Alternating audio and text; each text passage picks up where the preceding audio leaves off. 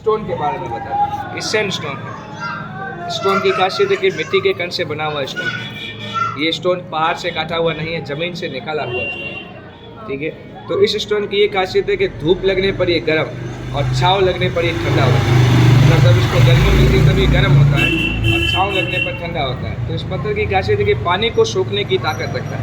अच्छा, तो ये जब पानी को सोखने की ताकत का इसी का बाउल बनाया जाता है, जिसमें दही जमता इसमें है। ये इसको बोलते हैं सैंडस्टोन का बाउल, जो अंदर से रफ होना चाहिए, पॉलिश नहीं होना चाहिए। अच्छा, रफ का मतलब काम होता है वो पानी को सोख देता है, पॉलिश लगने के बाद वो केमिकल आ जाता है, वो सैंड हो जाता है, वो नहीं होता। तो जो रफ होता है उसके अंदर आप दही जमा सकते हो, लेकिन खटाई आपको डालना पड़ता है।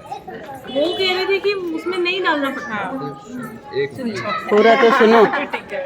उसके अंदर आपको खटाई डालना पड़ता है। वो आप जो नॉर्मल बर्तन में दही जमाते हो उसी प्रकार आप उसी में भी दही जमा सकते हैं, लेकिन उसकी खासियत ये होती है कि जो ऊपर पानी होता है, एक्स्ट्रा पानी जो नॉर्मल बर्तन में, वो स्टोन में नहीं होता है, क्योंकि पानी को सोखने की ताकत रखता है, तो ये पानी को सोख लेता है। और अंदर जो पतला दही होता है उसके अंदर का भी पानी को सोख के दही को क्रीम के माफिक या पनीर के माफिक गाढ़ा बनाता है जी।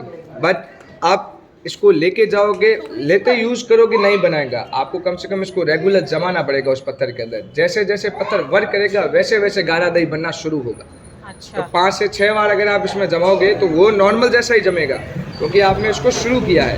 जैसे जैसे उस पत्थर को यूज करोगे वैसे वैसे उसके अंदर दही जमेगा। खटाई आपको डालना पड़ेगा, बिना खटाई के नहीं जमेगा सैंडस्टोन के अंदर। दूसरा, पानी रहेगा उसकी वजह से उसमें जो पानी जमा रहेगा ना, जमा नहीं रहेगा, वो पानी को सोखेगा।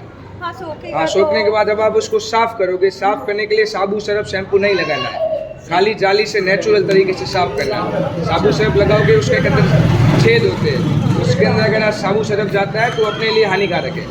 तो उसको पानी से धोना है, गर्म पानी से, ताकि जितना भी जस्ट, क्योंकि उसमें आपको दही जमाना है, दही के अलावा आप में उसको किसी का स्वाद नहीं आएगा।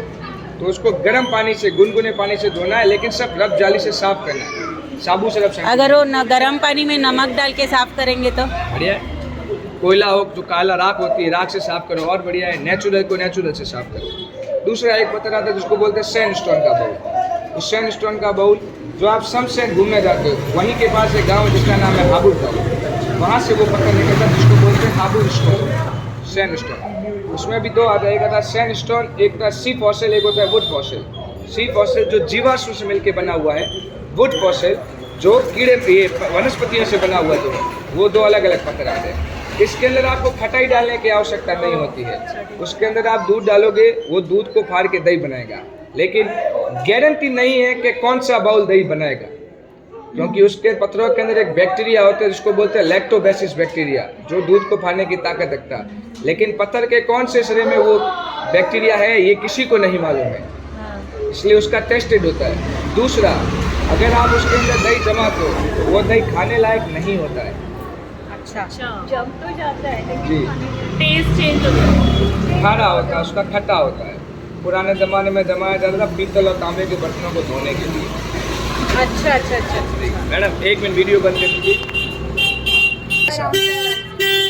वो उसका काम नहीं है, उसको पीना है। वो इसलिए होता है कि जब आप रात को सो जाते हैं तो आंखें बंद होती है, दिमाग शांत होता है, ब्लड सर्कुलेशन रुक जाता है, हार्ट बीट आदि चलती है। सुबह उठते उस पानी को पीने से ब्लड के साथ पूरे शरीर में घूमता है, जिससे शुगर, बीपी, जॉइंट जैसी प्रॉब्लम के अंदर आराम मिलता है, रिलीफ मिलता है। ख़त्म होने की गारंटी मैं नहीं देता, आराम मिलता है। ऐसा टेस्टेड पत्थर है, वो साइंटिस्ट ने कुछ ने टेस्ट किया, इसलिए हाबुड़ स्टोन सेल होता है कि शुगर, बीपी को वो कंट्रोल करता है। ख़त्म होने की गारंटी मैं बिल्कुल नहीं देता हूँ। खत्म तो होता ही नहीं है हाँ, कोई भी। आराम मिलता है उसकी गिलास से, बाउल से नहीं। अच्छा, आइए।